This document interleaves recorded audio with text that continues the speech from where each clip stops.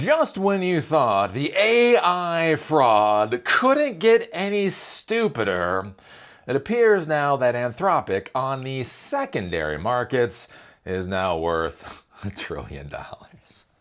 Has $1 trillion valuation on the secondary markets.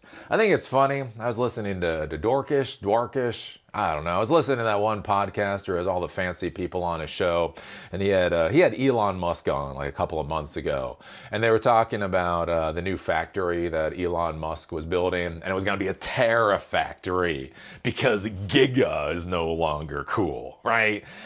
Lame people do Giga things now. Cool kids in 2026 do Terra things.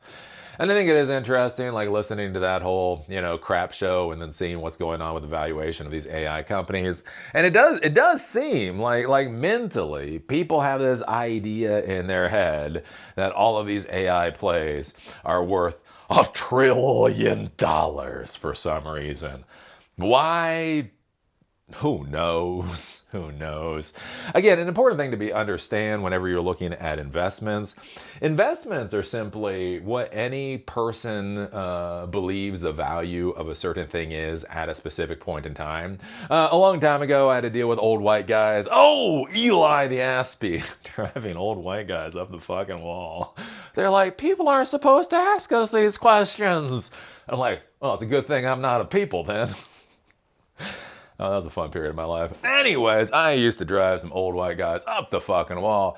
And one of the things I was sitting there, I was trying to figure out valuations, all right? I'm sitting there and I'm looking at stocks, looking at bonds, looking at commodities, all this stuff. And I'm like, how do you figure out the valuation of it? Like when you're looking at this, do you look at like a basket of currencies compared to this or that? And oh my, it was hilarious. It's just like, see this poor old white guy. It's just like, oh, Jesus Christ.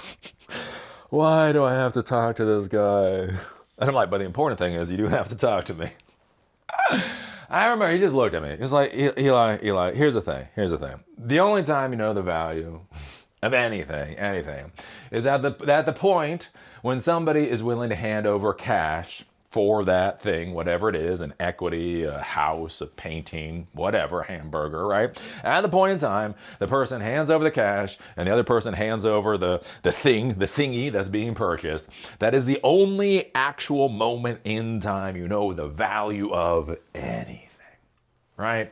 The reason that people like the stock market or even the bond market is it has high volume. What high volume means is that basically for stocks and certain bonds that they're being bought and sold multiple times per second. So multiple times per second, you get a good signal, you get a good indicator on what the public market values a particular thing at, right? So this can be a problem with houses, right? So you buy a house, and when people buy houses, they normally keep them for a year or 20 years or whatever else. So you bought it at one point in time. There's inflation and all that kind of stuff. So you have an idea in your head what you think the house should be worth, but you don't really know until your house actually sells, right? So the volume of transactions, real estate transactions, is relatively low. And so you have an idea what the value is, but again, like something on the stock market, the volume is high enough. It's better to give you signals. And so the important thing to understand with all of this is, I'm going to tell you something. Your teenage self was right. Remember your teenage anarchist, punk self who said this is all just a game?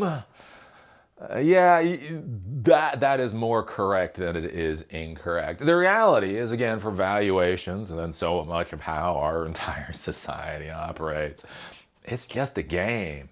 It's what somebody is willing to pay at a moment in time because of the things that they're thinking, right? Why, again, here in Asheville, why was a house worth $100,000 6 years ago is now worth $600,000? Same fucking house, same fucking location, because people believe it's worth that much. Again, during the Great Recession, right? The housing recession, right? Houses went from $500,000 down to $200,000. Same fucking house. Why the difference? Because people no longer believed it was worth. But it's, again, and this is the thing, like a house is a house. We're not talking about the Georgetown riots. We're not talking about BLM riots or, wars or whatever. We're just talking about a house in the same place. Everything's pretty normal. And again, the value of it can massively fluctuate just by what's going on in people's minds. And so one of the big things probably that's going on right now with the AI fraud, right, is you have Scam Altman and dipshit Dario and all the other, freaks in the freak show coming out, trying to talk about how AI is the most valuable thing to ever be created. There's before artificial intelligence and after artificial intelligence, blah, blah, blah, blah, blah, right? And so the idea, right, is if you can cure disease, if you can solve physics, right? If AI can do these things, it has not been shown to do. What amount of money is that worth? And so you have a lot of people out there, again, especially a lot of normies, who don't know shit about fucking Shino. They don't fucking understand vector databases or embeddings or RAGs or models or neural networks or architectures or any of this horseshit. Don't fucking understand what it is, right? They're like, oh my God, this could cure disease. Well, this stock would be cheap at 3 times the price, right? Because think about this, right? If you think a stock, the value of a company, the market cap of the company is going to go to $20 trillion, wouldn't you buy in at $1 trillion if you could? Now, technically, Anthropic is only worth $380 billion, right? There's a new valuation. Google is putting money in during normal investment rounds, and so that's coming in at like $380 billion. So Google's putting in at $380 billion, but you're not Google. You can't buy in at $380 billion. But right now, on what's called the secondary market, you can buy in at $1 trillion. Now, this company's going to be worth $20 trillion. Look, you're going to short-term, quote-unquote, lose money on paper, but in the long term, you're going to retire off of this investment. And so that's the dipshittery world we're in right now. And so we talk about secondary markets. So there's the public market when a company IPOs. So basically you have a corporation. So a corporation sells shares of itself in order for funding. The corporation is actually owned by the shareholders. It is not owned by the CEO, right? There's a board of directors that is supposed to look out for the shareholder interests. Supposed to. That's its own. That's its own discussion. Anyways, right? While the company is private, so it's a private corporation, there is still equity. Those shares can still be sold. So those shares are provided to employees, those shares are provided to investors, the whole 9 yards. Those shares can be sold on the secondary market before the company IPO. So basically, this is a way for employees to sell their shares now, investors to sell their shares, that type of thing, to try to be able to get some money out before the whole IPO process goes through. So that's what we're talking about, the secondary market. And that's where on the secondary market, Anthropic is looking at... Fuck me, $1 trillion. So this article actually came out on Business Insider. They put it behind the paywall. So basically, for whatever reason, this decrypt thing can basically just reprint Business Insider for some reason.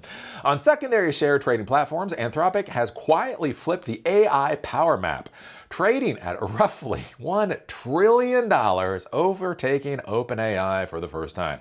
On Forge Global, one of the leading private share marketplaces, Anthropic is hovering around the $1 trillion mark, according to Forge CEO Kelly Rodriguez, who confirmed the figure to Business Insider. OpenAI, meanwhile, is trading at approximately $880 billion on the same platform. In February 2026, Anthropic closed $30 billion Series G round, led by GIC, at a post-monetary valuation of $380 billion.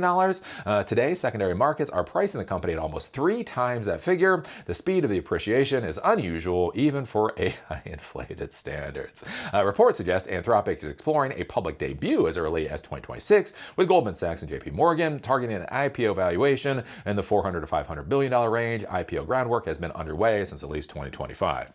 And so basically the idea here is you're looking at and you're saying, well, wait a minute, if they're coming out with a $400 to $500 billion range for their IPO, why would people be willing to value it at $1 trillion now? The idea is that the stock will pop on day one or day two, right? So at IPOs at $500 billion, people are so excited to get their hands on the shares of stock that it then pops. Maybe it doubles, maybe it triples. I mean, maybe, who the fuck knows, the first week. And so the idea is you buy in now at the $1 trillion valuation, even though it's 3 times what it should be valued at, because you know you can buy it now, right? If you are a true believer that believes it's a $10 trillion, $20 trillion company, again, you're willing to buy in now at a higher price, but you know you can buy in, right? Because you expect those gains going on in the future. And this is where I say, with all of this, look, as I've said before, LLMs are great. LLMs are fine. Neural networks are fucking awesome, right? Vector database. Ooh, I like me some vector databases, right? I'm not anti-AI here. But for the love of Christ, for the love of the spaghetti monster, this shit doesn't make sense. Literally, like this stuff has gotten so stupid, it's creating problems like I would never have conceived of. There's actually a question right now going on with the economists of the world, wondering if there is enough actual liquidity to be able to purchase these companies, shares of these companies at these ridiculous valuations, right? Because here's the thing. Normally when a company IPOs, $50 billion, maybe it's $100 billion, you get a couple of those in a year. Fine, whatever, the market can deal with it. Market can deal with it. Again, liquidity is I have enough cash to put on the table to actually buy the thing.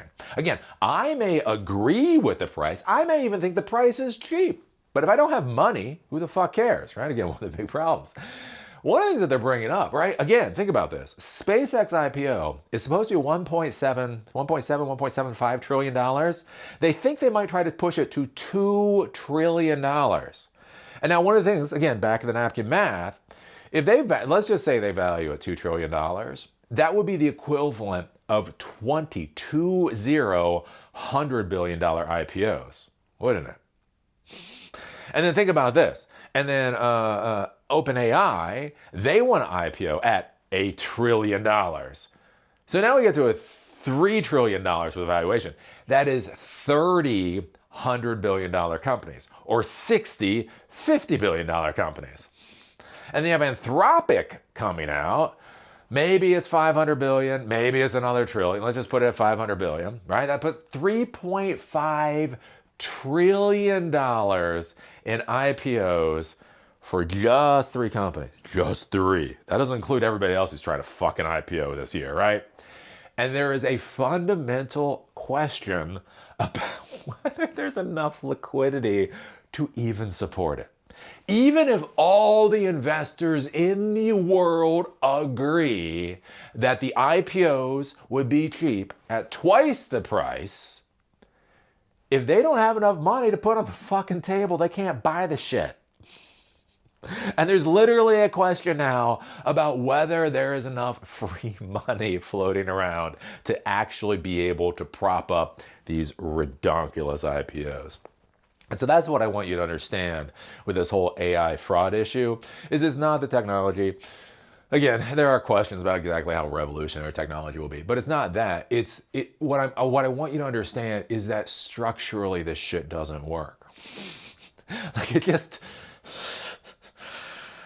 you know what I'm saying? I mean, imagine if you went into your backyard. You had a stream. You had a stream in your backyard, and you decided to build a bridge over the stream. And let's say, you go out there and you build a beautiful bridge, just the most beautiful bridge. And your mama comes out and tells you it's a beautiful bridge. And your daddy comes out and tells you it's a beautiful bridge. And everybody in the neighborhood comes out and is like, oh my God, we can't believe what an amazing bridge you built, right? You built just the most wonderful of bridges. And then imagine somebody tries to drive an M1A1 Abrams tank over your most amazing of bridges. What the fuck do you think's gonna happen to your bridge? It's not gonna work out very well. And there's nothing wrong with your bridge. Your bridge is beautiful. It's wonderful. It's nice. It's lovely. Wasn't fucking designed for a tank to drive over it. That's what I'm trying to explain. That's what I'm trying to scream to the world. The system wasn't designed for fucking tanks to drive over them. But anyways. Oh, Eli, how are you supposed to in 2027 wave your finger and say, I warned you all, if anybody actually paid attention to what you're saying? The only way I get to gloat about being right is if people ignore the very common sense shit that I'm saying for years, and then everything blows up the way it does, because fuck, 2 plus 2 is 4. So anyways, what do you think about this? What do you think about a, Jesus Christ, $1 trillion, Anthropic valuation? What do you think about the liquidity? Like, again, I'm actually pushing this idea more right now because again, until I heard it, I wasn't even thinking about it. It's like, okay, again, you know, the stock market has its own insanity, and investors have their own insanity. Like you just don't oh my God, is there actually enough money for this? Like, no, seriously, is there enough liquid cash for what they're asking for? What do you think about that? I don't know. Put your thoughts down below. See y'all later.